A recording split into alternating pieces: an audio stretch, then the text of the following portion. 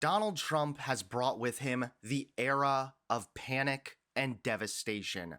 If you don't believe me, just take a look at this chart. This shows how many people believe a recession is likely. And you can tell from these numbers, Americans are deeply concerned.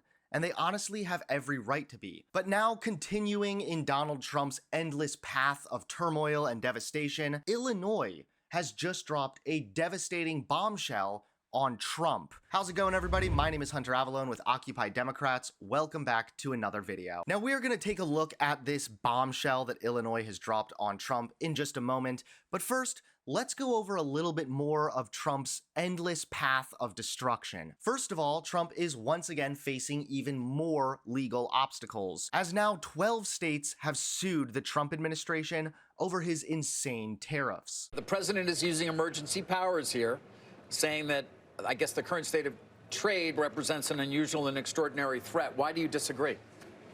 Because it's not. Because there's no evidence that Great Britain poses an extraordinary threat to the United States. No evidence that Switzerland or any of these other countries that are being impacted by the IEEPA tariffs are an extraordinary threat to our country. And I would add the fundamental, argument that we're making, David, here is that IEEPA itself does not allow the president to levy these tariffs/taxes. Nowhere in IEEPA does it even mention the word tariffs. Now, I know there will be some people commenting or asking like, okay, great, but who cares? Trump's getting sued all the time, right? But it does actually matter. Trump has to still deal with these lawsuits. Every time a judge blocks Trump or Trump is given a new lawsuit, that is a new obstacle. That's something that slows down his authoritarian agenda. So really, no matter what it is, if it slows Trump's authoritarian regime down, it's a good thing. But soon enough, we might need to add 2 more states to the list of states suing Trump, because Trump's press secretary has once again reinforced the idea that Trump wants Canada and Greenland to become United States. So the 51st and 52nd state. And what's even worse is this press conference feels like it's just a bunch of MAGA influencers asking the press secretary questions. It's embarrassing. I was wondering if you'd indulge me in a quick round of Trump trolling or Trump truthing. Sure, let's do it. Okay, good. Love it. Rapid fire. Greenland joining America. Definitely Trump truthing. Canada becoming a 51st state. Trump truthing all the way. And the Canadians would benefit greatly, let me tell you that. Just the lingo alone, is Trump truthing or trolling? Okay, honestly, bring Skibbity Toilet back at this point. Even that's better. Now, I wish I was trolling, but I am in fact truthing. Despite Trump's promised cuts, the US spent about $220 billion more in the first 100 days compared to last year. Trump said he was going to bring costs down. Now Adidas says it's going to be raising prices, all thanks to Trump's tariffs. And now all of this nonsense has culminated to the moment you've been waiting for. Illinois dropped a devastating bombshell on Donald Trump. Here it is. Illinois Governor J.B. Pritzker just made his boldest move yet on the national stage. Buried in the applause was a bombshell on Trump. But Pritzker didn't just want applause, he wanted action.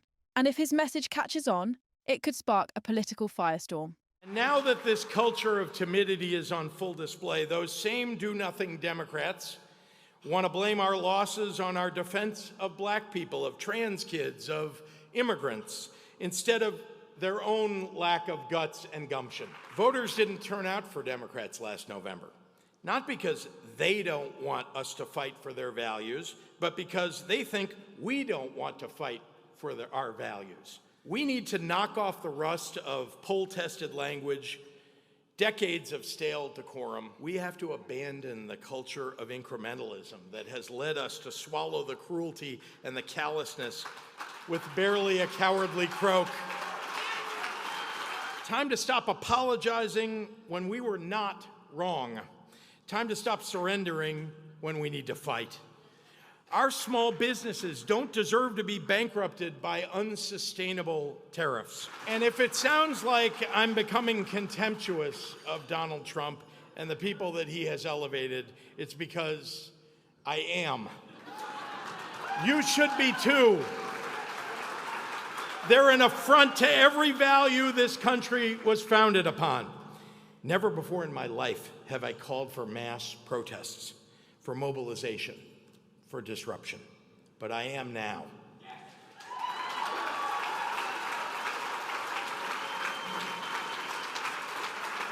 These Republicans cannot know a moment of peace. They have to understand that we will fight their cruelty with every megaphone and microphone that we have. We must castigate them on the soapbox and then punish them at the ballot box. They must feel in their bones that when we survive this shameful episode of American history with our democracy intact, because we have no alternative but to do just that, that we will relegate their portraits to the museum halls reserved for tyrants and traitors. And when the courage of our civic leaders wavers, when they fail to stand up for our country in its moment of greatest need, then we should remind them that cowardice always comes at a cost. So tonight, I'm telling you what I'm willing to do, and that's fight for our democracy, for our liberty, for the opportunity for all of our people to live lives that are meaningful and free. And I see around me tonight a room full of people who are ready to do the same. So I have one question for all of you, Granite Staters. Are you ready for the fight? For real, Granite Staters, are you ready for the fight? As I've been saying, Trump is successfully uniting the entire country against him. The country is growing more and more anxious and uneasy under Donald Trump, and now his insanity is only boosting the Democrats' voices even more. I'm happy to see Democrats standing up to Donald Trump, and one can only hope that this permanently halts his agenda.